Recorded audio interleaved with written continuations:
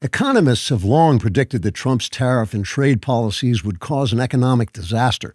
But in reality, it now seems Trump's plans could lead to spectacular success. So economists are trying to learn from this experience and find out, what is this thing called reality, and why does it keep getting everything so terribly wrong?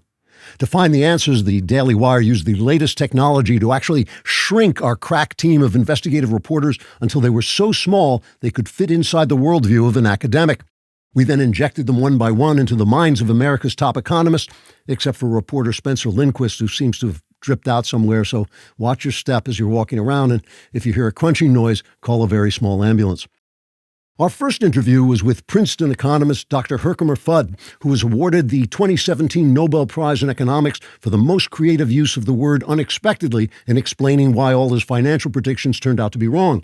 Dr. Fudd told one of our tiny reporters, quote, "Economics is a science, and as with any science, we first formulate a theory, then test the theory against the facts, and if the facts disprove the theory, then we simply declare that anyone who disagrees with the theory is threatening to cause another Great Depression."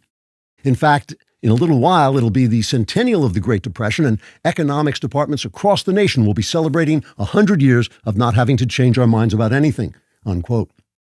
Another economist interviewed by our microscopic reporters was Harvard professor Theodophilus Querulus, who won the Pulitzer Prize for a series of videos for the Wall Street Journal in which he simply shrieked the word tariffs over and over in a high-pitched voice and then dissolved into a puddle of tears.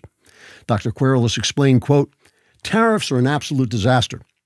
Yes, they incentivize American manufacturing and open up new markets for American products, thus freeing us from the Chinese-dominated supply chain that was threatening to leave us defenseless against a rapidly growing communist war machine, but they're going to make it impossible for me to afford a new Mercedes, and if I have to drive around Cambridge in some crappy Chevy like a schmuck, it will threaten to cause another Great Depression, and I can't afford the Zoloft either," unquote. We also spoke with Yale economics professor Dr. Clapperton Dribble, who was recently awarded the Nemers Prize in Economics for proving that a penny saved is not actually a penny earned, but really just a worthless, anachronistic coin that will probably sit forgotten in a jar with a lot of other pennies until your children have to figure out what to do with them after you die. Dr. Dribble told our micro reporter, quote, "Donald Trump is playing fast and loose with the international trading system, whereas we were playing a game called I'm an American idiot, so please punch me repeatedly in the face," until a few European oligarchs escape to Switzerland with their fortunes and everyone else has to learn to speak Mandarin.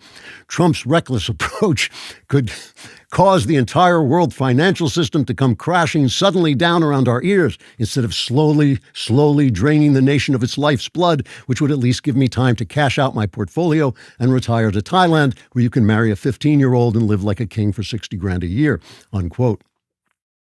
To demonstrate that Trump's real-world successes could have disastrous theoretical ramifications, an international team of economists has come together to build a model demonstrating how a stack of billions of dollars in tariff revenues could tip over, knocking a swinging boot into a bucket that would then release a marble down a zigzagging staircase until it strikes a pole with a ball on top that will drop through a bathtub onto a seesaw, flipping a diver into a barrel that dislodges a cage balanced on another pole so that the cage shimmies down on top of a plastic mouse. This doesn't really prove anything, but at least it'll keep the economists entertained while Trump saves the country. And I love that guy. He's great. If you want more of him, like and subscribe, and also subscribe to The Andrew Klavan Show wherever you get your podcasts.